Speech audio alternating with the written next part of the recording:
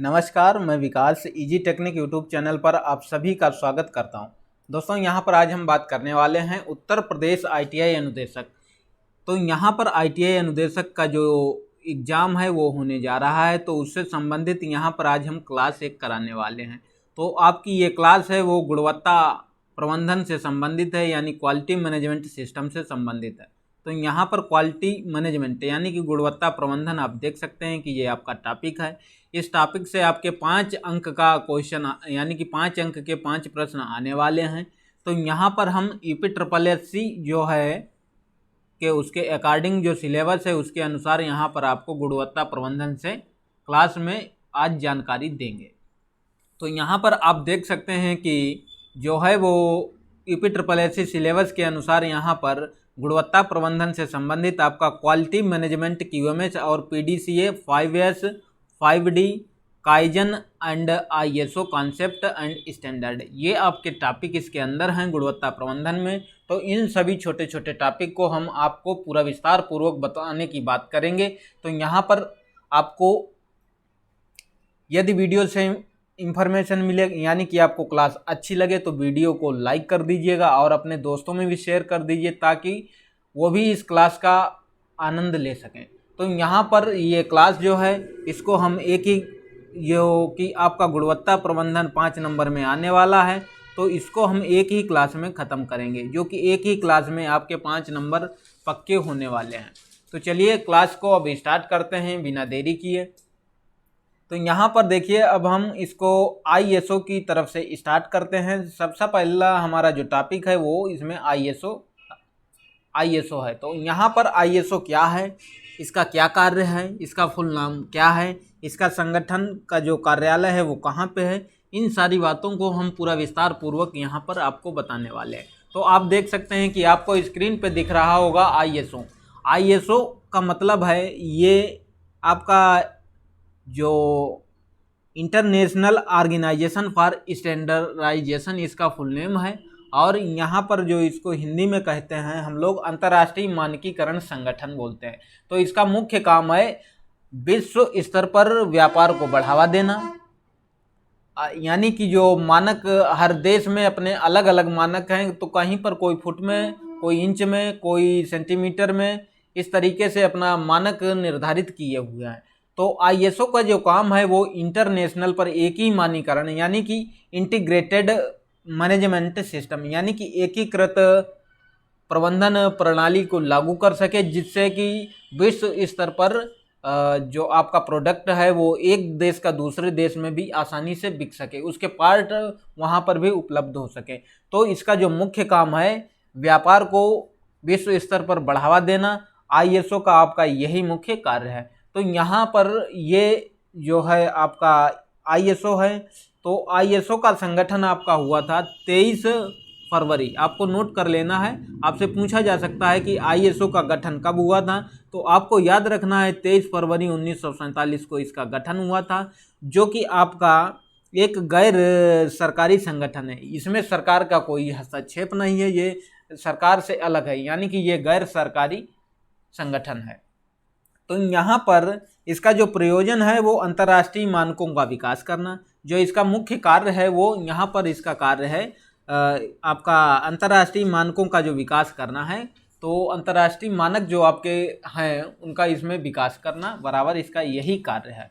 तो जो इसका मुख्यालय है वो आपके जिनेवा में मिलेगा, जो कि स्विट्जरलैंड में आता है। यहाँ पर इसका जो हेड ऑफिस जिसको बोलेंगे वो आपका है जिनेवा में, जेनेवा, ठीक है, जेनेवा में, जो कि स्विट्जरलैंड में है। यहाँ पर इसके मेंबर की बात करते हैं, इसके सदस्य कितने हैं, गलत लग गया, मेंबर। तो इसके यहाँ पर 165 मेंबर यानी कि सदस्य हैं। तो 165 सदस्य ये हैं, यानी कि 165 देशों के जो राष्ट्रीय मानक हैं, 165 देशों के जो राष्ट्रीय मानक हैं, उन जो मानक निकाय हैं वो सब इसके सदस्य हैं। तो जो इसका जो नियम है तो वो 165 देश के लोग फॉलो करते हैं, जिससे एक इसका स्टैंडर्ड बना रहता है। तो यहाँ पर अब इसका जो फुल नेम है उसके विषय में हम आपको बताते हैं। तो यहाँ पर आप देख लीजिए, आपके सामने हम एक इमेज को जूम कर रहे हैं, तो आप देखिए यहाँ पर इसका जो फुल नेम है आप देख लीजिए, इंटरनेशनल ऑर्गेनाइजेशन। देखिए आपको अब दिख रहा होगा, इंटरनेशनल ऑर्गेनाइजेशन फॉर स्टैंडर्डाइजेशन।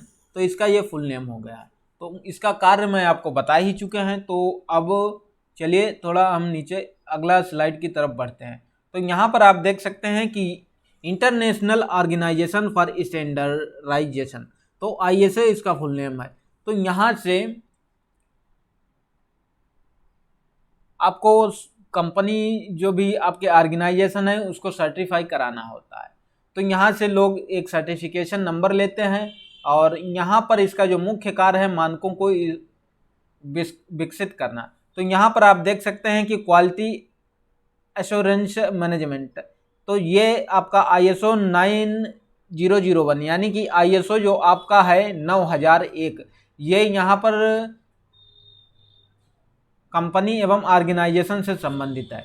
और आपका जो यहाँ पर ISO करके दिख रहा होगा ISO 14001, ये आपका पर्यावरण से संबंधित है। और यहाँ पर आप देख सकते हो OHSAS लिखा है, OHSAS 18001, तो यहाँ पर ये ऑक्यूपेशनल हेल्थ एंड सेफ्टी से संबंधित है। ये इसके एक मानक रखे गए हैं। तो यहाँ पर आप देख सकते हैं कि ISO 22000 यानी कि 22000, ये आपका फूड सेफ्टी मैनेजमेंट से संबंधित है। आपने देखा होगा, आप अपने इंडिया में खाने पीने की जो वस्तु होती है उसके ऊपर FSSAI लिखा रहता है। ये आपका फूड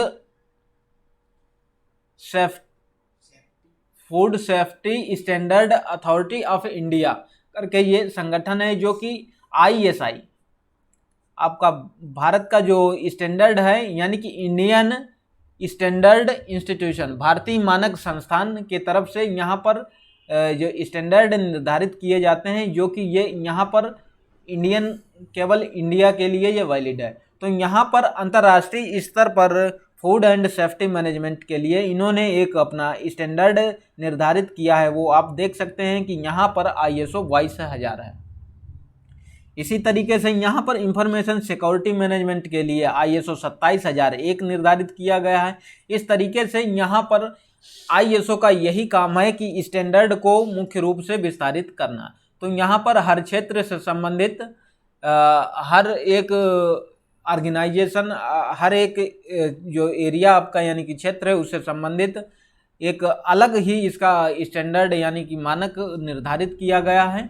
तो चलिए अब हम बात करते हैं what is an integrated management system, यानी कि एकीकरण, जो एकीकृत प्रबंधन प्रणाली है वो किस तरीके से कार्य करती है, उसके विषय में यहाँ पर हम आपको अब बताने वाले हैं। तो आप यहाँ पर देख सकते हैं कि आपके सामने इस तरीके से एक इमेज यानी कि जो मैंने क्लास को बनाया है, तो आप देख लीजिए यहाँ पे लिखा है what is an integrated management system. इसका मतलब है एकीकृत प्रबंधन प्रणाली, यानी कि पूरे विश्व लेवल पे एकीकृत, यानी कि इसका काम है विभिन्न देशों, यानी कि जहाँ जहाँ पर छोटे छोटे आपके वो संगठन है, मानक हैं, तो उनको मर्ज करके विश्व लेवल पर एक ऐसा स्टैंडर्ड इन्होंने जारी किया है जिससे विश्व स्तर पर प्रोडक्ट को बढ़ावा मिलता है।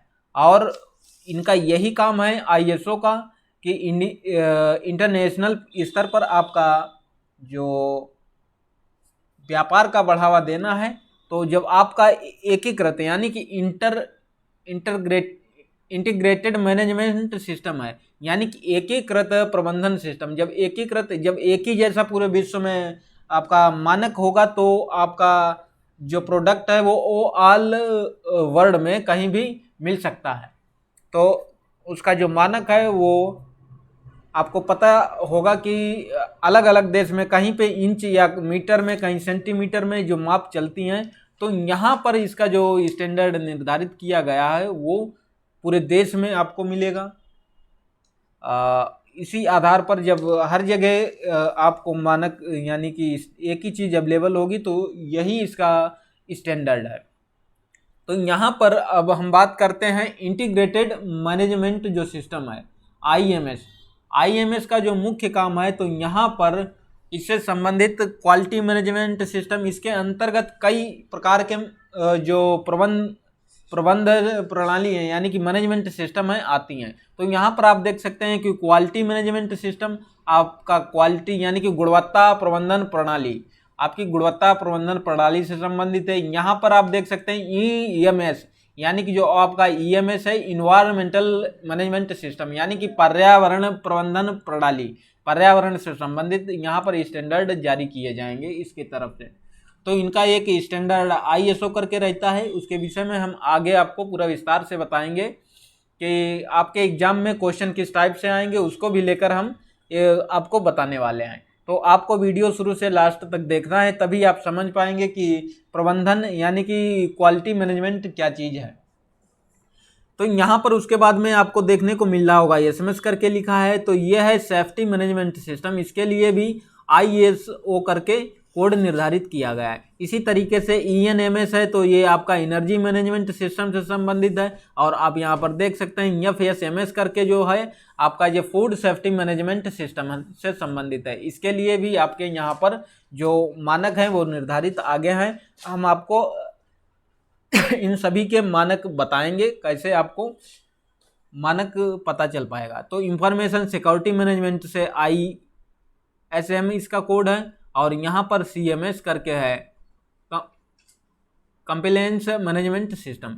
इस तरीके से यहाँ पर IMS यानी कि इंटीग्रेटेड मैनेजमेंट सिस्टम जो है आपका इन काफ़ी क्षेत्रों में अपना स्टैंडर्ड जारी करता है। तो यहाँ पर आप देख सकते हैं कि इसके विषय में तो हम आपको बताए हैं, integrated management system, quality management system, और आपका ये EMS है आपका इन्वायरमेंटल मैनेजमेंट सिस्टम, और आपका ये SMS करके है सेफ्टी मैनेजमेंट सिस्टम, ENMS है आपका एनर्जी मैनेजमेंट सिस्टम। इस तरीके से आदि हैं। तो यहाँ पर चलिए अब हम नीचे चलते हैं क्वालिटी मैनेजमेंट सिस्टम में। तो यहाँ पर ये क्वालिटी से संबंधित आपका स्टैंडर्ड जारी किए जाते हैं। तो यहाँ पर देखिए, हाँ जी, तो यहाँ पे देखिए ISO करके ये स्टैंडर्ड जारी किया गया है 9001 ये क्वालिटी मैनेजमेंट सिस्टम है। ये यानी कि आपके ऑर्गेनाइजेशन से संबंधित है, यानी कि संगठन है, आपके ऑर्गेनाइजेशन है, कंपनी है, इंडस्ट्री है, वो लोग इसको अपना सर्टिफिकेशन करा के कोड को यानी जो मानक स्टैंडर्ड है इसको आप यहाँ से ले सकते हैं। और जो AS करके AS 9100 यानी कि AS 9100 है जो कि एरोस्पेस और डिफेंस। तो यहाँ पर ये आपका एरोस्पेस अंतरिक्ष और रक्षा से संबंधित है। जो रक्षा क्षेत्र में जो भी कंपनीज ऑर्गेनाइजेशन आती हैं उनके लिए आपको AS 9100 करके मानक निर्धारित किया गया है। और ISO करके जो आपका है 13485 ये मेडिकल डिवाइस के लिए आपको याद रखना होगा। ISO 13485 ये मानक किसके लिए निर्धारित किया गया है? तो आपसे क्वेश्चन इस तरीके से पूछेगा, ISO 13485 जो आपको दिख रहा है, पूछेगा कि ये मानक है ये किसके लिए निर्धारित किया गया है। तो आप यहाँ पर देख सकते हैं कि ये मेडिकल डिवाइस यानी कि जो आपके मेडिकल डिवाइस, मेडिकल यानी कि आपका जो डिवाइस यानी कि जो आपके स्वास्थ्य उपकरण है उससे संबंधित है। आपका ISO 13485 है, ये आपका स्वास्थ्य उपकरण से संबंधित है, मेडिकल डिवाइसेस।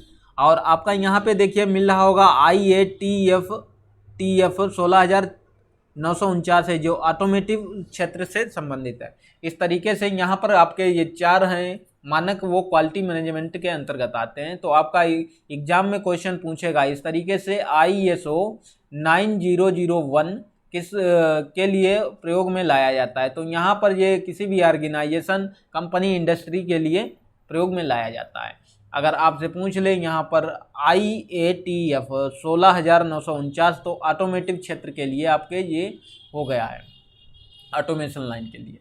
तो अगला अब हम यहाँ पे देखते हैं EMS, जो इन्वायरमेंटल मैनेजमेंट सिस्टम है, इसका 14,000 कोड रहता है, 14,001। ठीक है, तो यहाँ पर आपसे पूछेगा पर्यावरण से संबंधित, जो आपका पर्यावरण से संबंधित है, पर्यावरण प्रबंधन पद्धति के अंतर्गत आपका ISO जो 14,001 है, ये आपका कोड है। आपसे ऐसे क्वेश्चन को पूछेगा किस तरीके से कि पर्यावरण के क्षेत्र में अंतर्राष्ट्रीय स्तर पर जो मानक है वो क्या है, तो आपको ISO करके ऑप्शन दिया जाएगा, तो जिसमें आपका ISO 14,001 वाला जो ऑप्शन होगा वही आपका राइट आंसर होगा।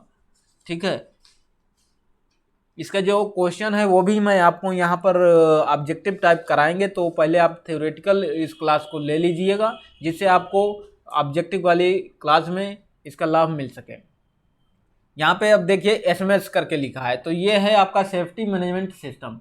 तो सेफ्टी मैनेजमेंट सिस्टम के अंतर्गत जो आपका कोड है वो ISO 45,001 करके है। ये आपका हो गया occupational health and safety management, यानी कि ये आपके स्वास्थ्य से संबंधित जो कोड है, जो मेडिकल के क्षेत्र में दिए जाते हैं, वो जो व्यावसायिक हेल्थ एवं सुरक्षा मैनेजमेंट की तरफ से जो कोड है वो ये आपका है। ENMS करके जो एनर्जी मैनेजमेंट सिस्टम है, जैसे आपके पावर प्लांट वगैरह हैं, जो भी अन्य एनर्जी से संबंधित जो आपके ऑर्गेनाइजेशन है जो भी हैं, वो एनर्जी के क्षेत्र में आपका जो कोड है वो ISO 5001 है। तो यहाँ पर आपको याद रखना है कि एनर्जी मैनेजमेंट सिस्टम के अंतर्गत आपका जो कोड है वो ISO 5001 है। अब बात करते हैं FSMS से संबंधित, फूड सेफ्टी मैनेजमेंट सिस्टम से संबंधित। तो इसके लिए यहाँ पर 3 कोड सर्टिफिकेट जारी किए गए हैं। तो यहाँ पर आप देख सकते हैं कि आपका अंतर्राष्ट्रीय स्तर पर जो खाने पीने के जो पदार्थ होते हैं उसके ऊपर लिखा रहेगा FSSC, तो ये 22,000 करके जो कोड होगा, तो यानी कि वो अंतर्राष्ट्रीय स्तर पर होगा।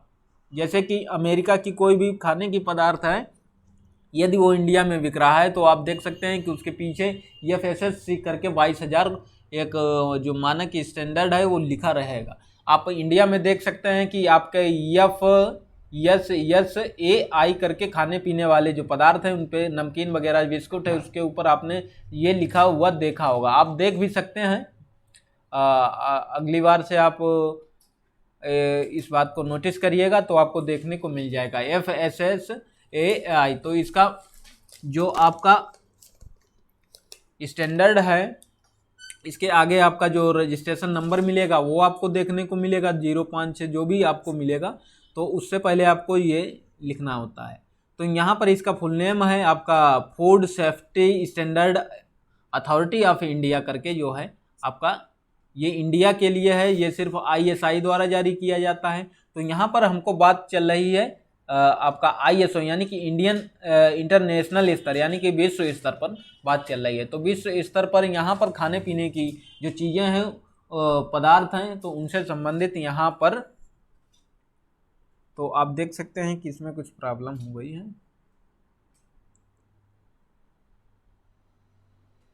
तो यहाँ पर इसमें थोड़ा दोस्त प्रॉब्लम आ गई है सिस्टम पे।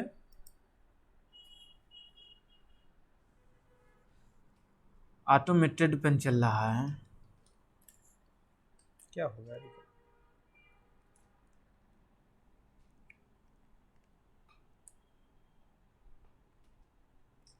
1 मिनट दोस्त।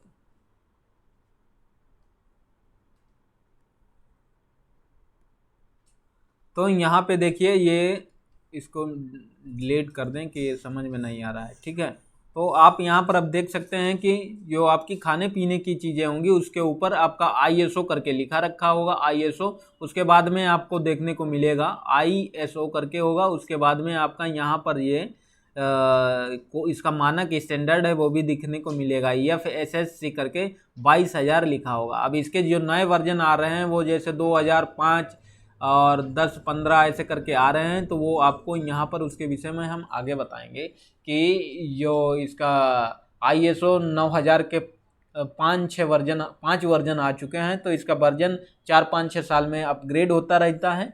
तो अभी फ़िलहाल में आपका ISO का जो ISO 9001 का जो वर्जन चल रहा है वो 2015 चल रहा है। ठीक है, 2015 आपका ये वर्जन चल रहा है।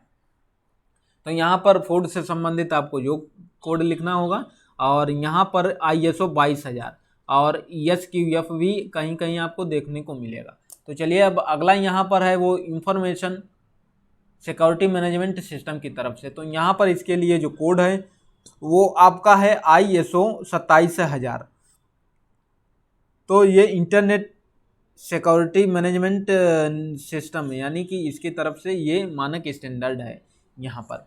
और यो इसका देखिए यहाँ पर ISO के जो स्टैंडर्ड हैं, अब देख लीजिए ISO के जो स्टैंडर्ड हैं, सबसे पहले आपका जो एडिशन आया था वो 1987 में आया था। यहाँ पे ये इसका मैंने एक इमेज आपको बना के अच्छे से दिखाया है। तो यहाँ पर ISO 9000 की जो फैमिली है वो यहाँ पर आप पूरा देख सकते हैं कि सबसे पहले 1987 में फिर फर्स्ट एडिशन ये था, फिर फर्स्ट वर्जन आपका 1994 में आया था, फिर उसके बाद में आपका सेकेंड वर्जन सन 2000 में आया था, थर्ड वर्जन 2008 में आया था, और आपका जो फोर्थ वर्जन है वो 2015 में आया था। तो आप देख रहे होंगे कि ISO 9001 डैश आपका 2015 इस तरीके से आपने कई जगह लिखा हुआ देखा होगा। तो ये आपका करंट यानी कि जो न्यू वर्जन चल रहा है यानी कि फोर्थ वर्जन है, तो ये आपका यहाँ पर ऐसे देखने को मिलेगा। तो इस तरीके से यहाँ पर ये जो मानक स्टैंडर्ड हैं मैंने आपको बताया है कि किस तरीके से आपका क्वेश्चन पूछा जाएगा। तो यहाँ पर अब हम कुछ आपको जो टॉप लेवल पे स्टैंडर्ड हैं वो बराबर एग्जाम में पूछे जाते हैं। अन्य जैसे क्वालिटी मैनेजमेंट का, वो क्वालिटी इंजीनियर जैसे काफ़ी पदों पे जब वैकेंसी निकलती हैं तो उसके लिए यहाँ पर जो स्टैंडर्ड हैं एग्जाम में ज़्यादातर पूछे जाते हैं। तो यहाँ पर स्टैंडर्ड, पॉपुलर स्टैंडर्ड जो हैं हम आपको बताने वाले हैं। तो यहाँ पर चलिए अब हम सीधा नीचे चलते हैं, जो स्टैंडर्ड हैं आपके लिए वो हम बता दे रहे हैं। तो देखिए ISO करके जो 06 लिखा मिल जाए आपको, यहाँ पे देखिए आपको IS कलर चेंज कर लें इसका थोड़ा ब्लैक, ठीक है। तो यहाँ पर आपको ISO 6 अगर मिल जाए तो ये कैमरा फिल्म स्पीड से संबंधित इसका मानक है। तो यहाँ पर कैमरा फिल्म स्पीड के लिए ISO 06 होगा। उसके बाद में देखिए आपके सामने ISO 639 जो है ये लैंग्वेज कोड है, यानी कि भाषा के लिए ये यहाँ पर मानक निर्धारित किया गया। ISO 4217 जो आपका है ISO 4217 ये करेंसी कोड है, यानी कि जो आपके नोट की छपाई होती है उसके लिए आपका जो ISO 4217 कोड यूज किया जाता है। ये अंतर्राष्ट्रीय स्तर पे इसके जो कोड का निर्धारण किया गया। तो यहाँ पर ISO 8601 है, डेट एंड टाइम फॉर्मेट के लिए आपका ISO 8601 यूज किया जाता है। और अगला आपका यहाँ पे देखिए ISO 9660 है। ISO ये इमेज फॉर कंप्यूटर फाइल्स, जो ISO ये है यूज आपका होता है वो इमेज फॉर कंप्यूटर फाइल, जो कंप्यूटर फाइल में इमेज है उनके लिए प्रयोग में लाया जाता है। हर एक चीज़ के लिए इन्होंने स्टैंडर्ड जो आपका बना रखा है। तो यहाँ पर जो टॉप लेवल पर स्टैंडर्ड है उनके विषय में हम आपको बता रहे हैं। बस यहाँ पे थोड़े और हैं। यहाँ पे देखिए आप ISO 13116 जो है आपका ये कोड, ये SOFIX child seat for cars के लिए निर्धारित है। और यहाँ पर अभी हम आपको बता ही चुके थे कि 13485 ISO 13485 ये मेडिकल डिवाइस यानी कि स्वास्थ्य उपकरण के लिए प्रयोग में लाए जाते हैं। और यहाँ पर आपको हम ये भी बता चुके थे कि ये बहुत इम्पॉर्टेंट है ISO 14000, इसके जो फैमिली है इन्वायरमेंटल मैनेजमेंट यानी कि ये पर्यावरण से संबंधित है। आपको कहीं पर भी ISO 14000 या 14001 देखने को मिल जाए तो आप समझ लीजिएगा ये पर्यावरण के बारे में बात कर रहा है। तो इसका ये पर्यावरण से संबंधित स्टैंडर्ड रहा है।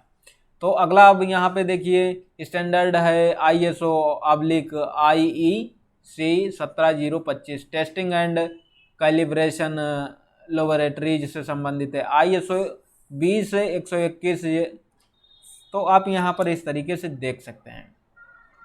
अभी आपको हम बताए थे जो ISO 22000 है वो आपका फूड सेफ्टी मैनेजमेंट से संबंधित है, खाने पीने वाले जो पदार्थ हैं उससे संबंधित है।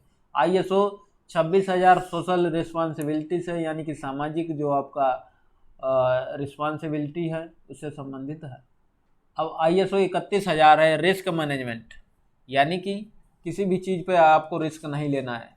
रिस्क मैनेजमेंट का जो कोड है वो ISO 31000 आपको देखने को मिल रहा होगा। आपसे पूछा जा सकता है कि रिस्क मैनेजमेंट का अंतर्राष्ट्रीय स्तर पर मानक क्या है, तो आपको सीधा बताना है कि ISO 31000 है। तो यहाँ पर आप देख सकते हैं कि ISO 31000 ये रिस्क मैनेजमेंट के लिए अंतर्राष्ट्रीय मानक के द्वारा निर्धारित किया गया।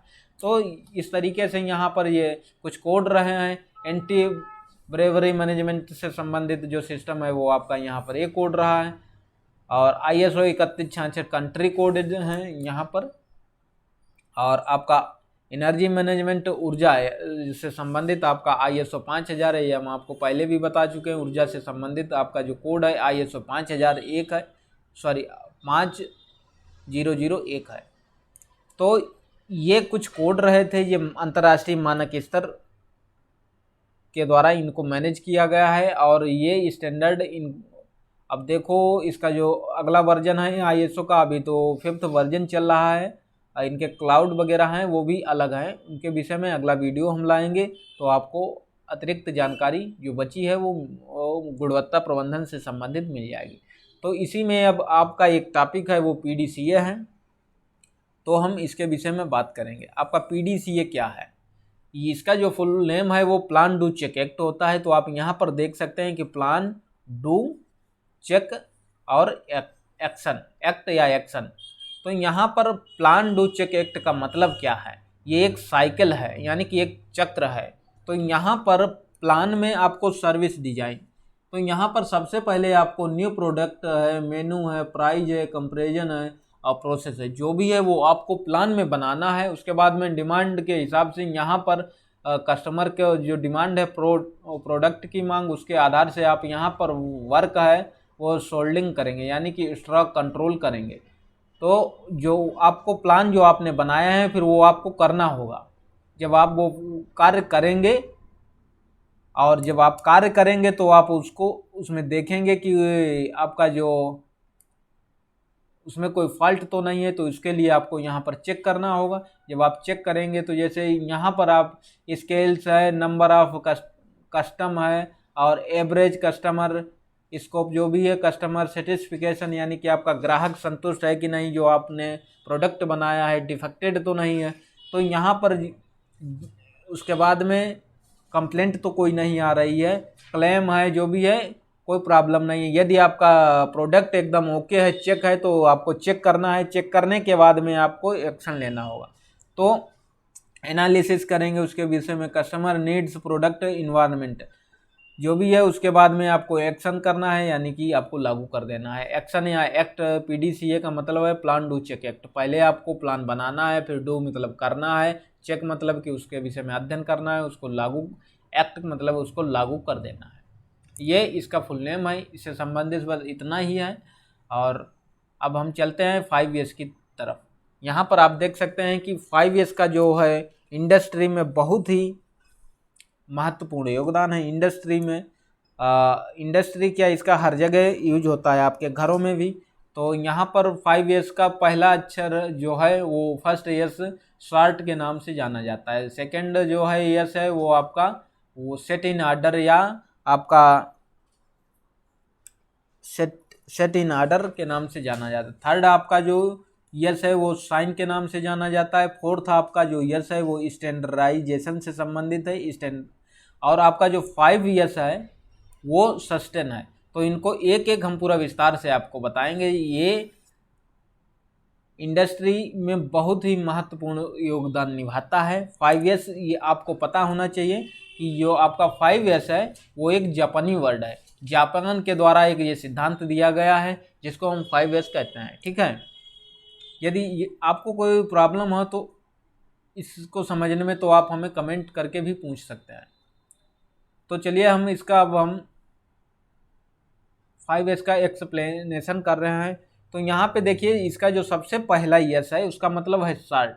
शार्ट का मतलब है कोई भी, जैसे कि हाउस कीपिंग से ले लीजिए, यानी कि घर में किचन में आप को खाना बनाना है या मान लीजिए कुछ भी कार्य करना है, तो वहाँ पर आप को जो कार्य करना है उसको प्राथमिकता देंगे, जो यूज की चीज़ें नहीं हैं आप उनको एक साइड में कर देंगे। तो इसी तरीके से जो इसका फर्स्ट यस जो आपका है, इसका मतलब है छटाई करना। जो आपके काम की वस्तु है उसको एक तरफ छांट लो, जो अनावश्यक वस्तुएं हैं आप उनको एक तरफ छांट कर रख दीजिए, इसका ये मतलब है। और सेकंड जो आपका यस है, यहाँ पर आप देख रहे होंगे सेट इन ऑर्डर के नाम से यहाँ पे लिखा है। तो इसका मतलब है कि जो आपने उधर से चीज़ को छांटा है उसको एक स्थान दीजिए, उसके लिए एक निश्चित स्थान होगा। तो वो जो भी चीज़ है, जो भी आपका पार्ट है, चीज़ है, कुछ भी है, तो उसको निर्धारित स्थान ही पे आपको रखना है, इधर उधर नहीं फेंकना है। अगर आप इधर उधर फेंक देंगे तो आपका वो माहौल बिगड़ जाएगा। मान लीजिए आपको आज खाना है दही और ला रहे हो पनीर, तो इस हिसाब से यहाँ पर आपको इस तरीके से समझना है कि जो चीज़ आपको पहले यानी कि जहाँ पर रखनी है उसको वहीं रखना है। तो इसके लिए सब निर्धारित है, यानी कि मानक निर्धारित किया गया है। और जो आपका 3 यस है, 3 यस, तो ये है आपका साफ सफाई से संबंधित क्लीननेस। आपने जो भी व्यवस्थित क्रम से, यानी कि सेकंड में यस का मतलब है आपने जो भी आइटम इधर से छांट के इकट्ठा किया है वो आपको व्यवस्थित क्रम में रखना है। आगे हम आपको बताएंगे कि व्यवस्थित क्रम में कैसे रखना है। तो चलिए हम अगली स्लाइड पे अब चलते हैं, ऐसे आपको समझना थोड़ा मुश्किल हो रहा होगा। तो यहाँ पर आप देख सकते हैं कि बिफोर 5 यस, यहाँ पे लिखा है बिफोर 5 यस। तो यहाँ पे देखिए ये डस्टबिन इधर पड़ी हुई है, ये डिब्बे जो खाली हैं इधर पड़े हैं, इधर पड़े हैं, कहीं इधर हैं। देखो टेबल के ऊपर आपका जो सामान है वो बिखरा हुआ पड़ा है, ऊपर टूल बॉक्स है वो देखिए खुला हुआ पड़ा है। तो ऐसी व्यवस्था आपको यदि कहीं देखने को मिल रही है तो ये मान लीजिए यहाँ पे आपका 5 यस काम नहीं कर रहा है। और इसी व्यवस्था में आपको इन सभी आइटम को उठा उठा करके क्रमानुसार देखो यहाँ पे रखा गया है। पीले वाले जो बॉक्स हैं, पीले वाले साइड में ग्रीन है, ग्रीन के साइड इस तरीके से डस्टबिन का जो एरिया यहाँ पे बना है आपको यहाँ पे रख दिया गया है। यहाँ पे डस्टबिन की जगह पे देखो क्या बॉक्स डाल रखा है। और यहाँ पे टेबल के ऊपर जो आइटम रखे थे उनको एक स्टैंडर्ड में रखे हैं। तो यहाँ पे देखिए ये आफ्टर 5 यस करने के बाद में आपकी जो कार्य क्षेत्र है वो अच्छा लगने लगता है, ये इसका मतलब है। और आपको कार्य करने में आसानी हो जाती है, कोई असुविधा नहीं होगी। अब व्यवस्थित रखा, आपको यहाँ से उठानी कोई चीज़ हो तो आप यहाँ को ढूंढने में लगेगा, टाइम भी लगेगा, इससे आपकी समय की बहुत बचत होती है। तो आपका सेकेंड यस से संबंधित यही है। और जो आपका 3 यस है, अब वो 3 यस का मतलब है आप अपने वर्कशॉप को, प्लेस को, जो भी देखिए यहाँ पर भी अगला इमेज मैंने दिखाया है। आप यहाँ पर देख सकते हैं कि बिना जो ये देखिए सब जो आइटम वगैरह हैं इधर उधर फैले पड़े हैं। जब इनको कहना कि व्यवस्थित क्रम में रख लिया गया है, 2 यस का मतलब यही है कि आपको व्यवस्थित क्रम में रखना है जो भी आइटम है आपका पार्ट है। तो देखिए यहाँ पे अब कितना अच्छा वर्कशॉप यहाँ पे जो है लग रहा है। तो ये यहाँ पर आपका 2 यस से संबंधित है। और अब 3 यस की बात आती है तो 3 यस में यहाँ पे आपको साइन मतलब चमकाना, जो भी आपका वर्क इस प्लेस है उसको आपको चमकाना है तो आपको 3 यस करना पड़ेगा, यानी कि अपने वर्क प्लेस की साफ सफाई करना। अब आपका 4th यस आता है, आपसे पूछेगा 5 यस में 4 यस का क्या मतलब है। तो 4 यस का मतलब है आपका मानकीकरण से संबंधित है, यानी कि स्टैंडर्डाइजेशन। तो यहाँ पर हर चीज़ के लिए एक स्टैंडर्डाइजेशन निर्धारित किया गया है। तो वो यहाँ पर इसका एक स्टैंडर्ड है। मान लीजिए कोई आपको पार्ट 5 किलो बनाना है तो वहाँ पे 6 किलो बना दोगे तो उसका स्टैंडर्ड बिगड़ जाएगा। तो जो स्टैंडर्ड निर्धारित किया गया है उसी स्टैंडर्ड के हिसाब से आपको यहाँ पर कार्य को करना है। और यहाँ पर फिर आता है आपका 5वां यस। 5वां यस का मतलब है सस्टेन। तो सस्टेन का मतलब है यानी कि आत्म अनुशासन। यहाँ पे देखिए इंग्लिश में सब लिखा हुआ भी है, आप इसको भी इंग्लिश में यदि पढ़ना चाहें तो पढ़ सकते हैं। तो मैं आपको यहाँ पर हिंदी में बता रहा हूँ को आपको अच्छे से समझ में आ जाए। तो 5 यस का यहाँ पर यही रोल है। तो 5 यस का मतलब है सेल्फ डिसिप्लिन, यानी कि स्व आत्म अनुशासन से संबंधित है। तो 5 यस आपका यहाँ से टॉपिक क्लियर हुआ है। तो आपको अपने वर्कशॉप में आप इस तरीके की कंडीशन को अप्लाई कर सकते हैं। यदि आपको ये कंडीशन अप्लाई कर रहा है तो आपको समय भी ज़्यादा लगेगा और प्रॉब्लम भी हो सकती है, दुर्घटनाएं भी घट सकती हैं। तो आपको ये कंडीशन नहीं करनी है, आपको इस कंडीशन को करना है।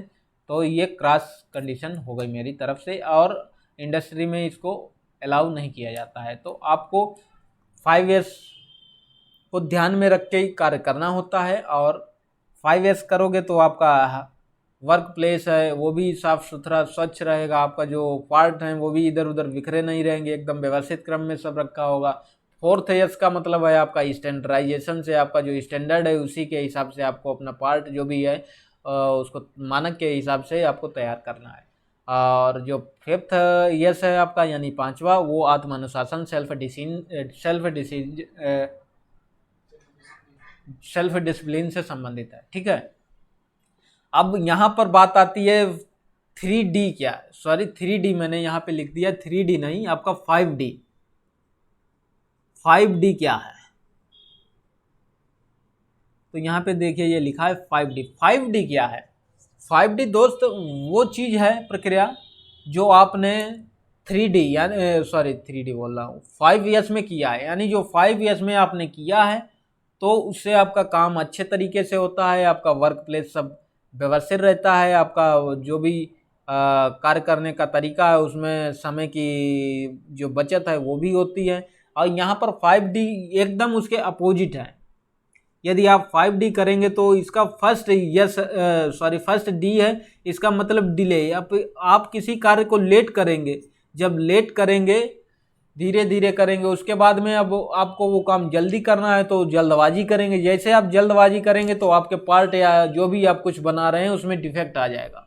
जैसे आपके उसमें डिफेक्ट आया तो ये सेकंड आपका D हो गया। ठीक है, ये फर्स्ट D है आपका डिले, और सेकंड D हो गया आपका डिफेक्ट से संबंधित। जब आपके पार्ट या जो भी आपने प्रोडक्ट बनाया है उसमें जब डिफेक्ट आएगा तो आपका 3S यानी कि 3D बन जाएगा। 3D क्या है? डिससेटिस्फिकेशन। आपका जो कस्टमर है वो डिससेटिस्फिकेशन हो जाएगा, और जब आपका कस्टमर डिससेटिस्फिकेशन हो जाएगा तो आपका कंपनी का डिक्लाइन हो जाएगा। डिक्लाइन जब हो जाएगा तो आपको प्रॉफिट नहीं होगा, आपकी कंपनी घाटे की तरफ बढ़ने लग जाएगी। जब आपकी कंपनी घाटे की तरफ बढ़ने लग जाएगी तब आपका 5वां D है, उसका मतलब है डिमोरलाइज्ड। तो यहाँ पे आपका जो स्टाफ है वो डिमोरल हो जाएगा तो आप अब अपने स्टाफ को सैलरी कहाँ से देंगे, कैसे कंपनी को मैनेज करेंगे? तो 5D एकदम बेकार चीज़ है। तो जब आप कंपनी में 5S को बनाकर रखेंगे तभी आपका कंपनी ऑर्गेनाइजेशन जो भी है वो अच्छे से प्रगति की ओर बढ़ेगा। तो यहाँ पर 5D का यही मतलब है जो मैंने आपको बता दिया। अब बात करते हैं, यहाँ पे एक आपका टॉपिक है काइजन। तो हम अब काइजन के विषय में बात करेंगे कि काइजन क्या चीज़ है। तो यहाँ पे देखिए लिखा है, कलर चेंज कर लें, ठीक है। तो यहाँ पे देखिए लिखा है मीनिंग ऑफ काइजन। काइजन क्या चीज़ है? काइजन के विषय में हम आपको बताना चाहेंगे कि काइजन क्या चीज़ है।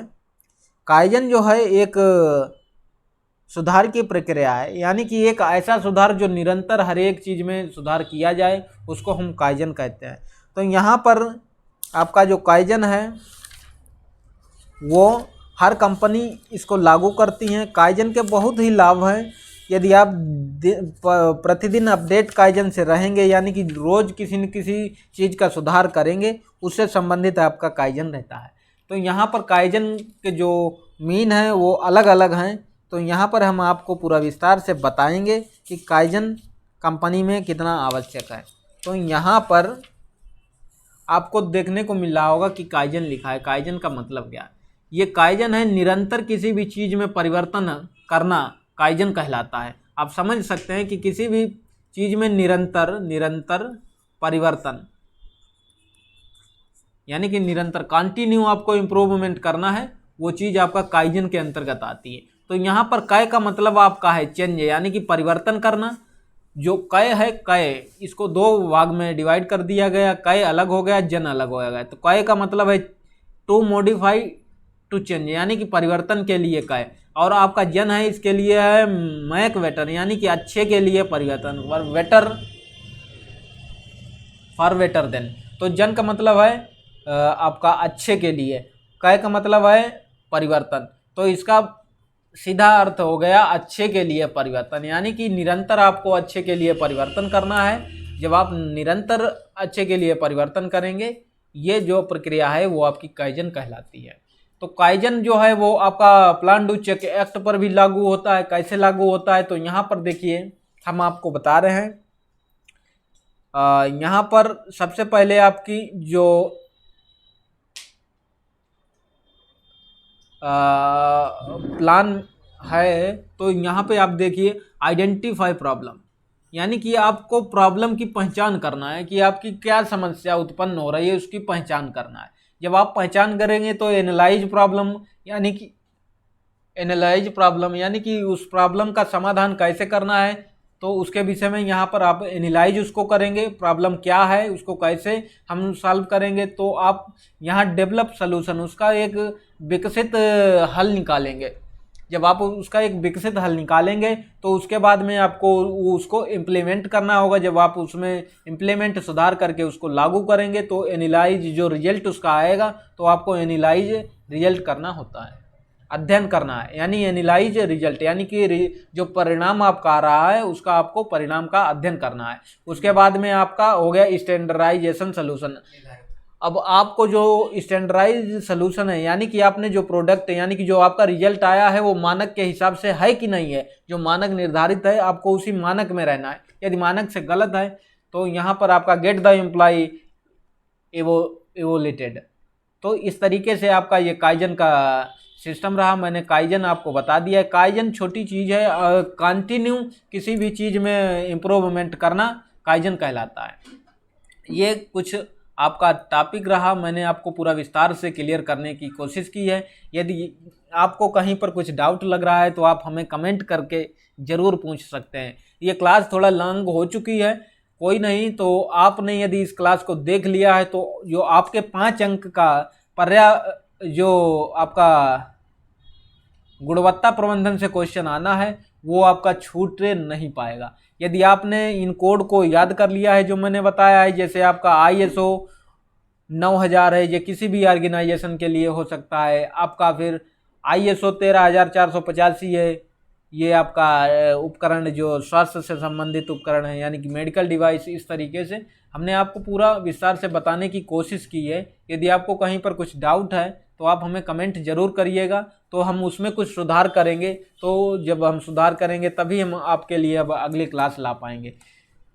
इसका हमें आप रिप्लाई ज़रूर करिएगा। तो यहाँ पर अब अगला जो आपका टॉपिक होगा, टॉपिक आपका जो अगला वो है वो गुणवत्ता प्रबंधन ही रहेगा। हम आपको यहाँ पर अभी गुणवत्ता प्रबंधन से ही अगली एक क्लास लेके आएंगे, ठीक है। उसमें आपको हम सब बहुविकल्पी यानी ऑब्जेक्टिव टाइप क्वेश्चन लेकर के आएंगे कि आपके एग्जाम में किस टाइप के क्वेश्चन रह सकते हैं। तो लगभग हम आपको 50 क्वेश्चन लेकर आने वाले हैं। तो आपको अगला वीडियो जो आने वाला है उसको ज़रूर देखिएगा। तो जो आपको हम 50 क्वेश्चन लेकर के आएंगे उनमें से आपको एग्ज़ाम में कोई ना कोई क्वेश्चन ज़रूर मिलने वाला है। तो ऐसे समझ लीजिए ये आपका 5 नंबर का जो टॉपिक है वो हम आपका क्लियर किए हैं। तो यहाँ पर एक बार हम फिर से बता देते हैं, आपका जो IMS है ये इंटीग्रेटेड मैनेजमेंट सिस्टम है। तो इसके अंतर्गत आपका क्वालिटी मैनेजमेंट सिस्टम है, इन्वायरमेंटल मैनेजमेंट सिस्टम है। इन सभी के मानक अलग अलग निर्धारित हैं, आपको मानक याद कर लेने हैं। क्वालिटी मैनेजमेंट से संबंधित यहाँ पर 4 टाइप के आपके मानक निर्धारित किए गए हैं। एक आपका ISO 9000 एक करके है, और आपका दूसरा यहाँ पर मैंने पूरा विस्तार से बताया है। तो चलिए अब हम मिलेंगे आपको अगली क्लास में अगली वीडियो के साथ में। तब तक के लिए आपको नमस्कार, धन्यवाद, जय हिंद, जय भीम, जय भारत।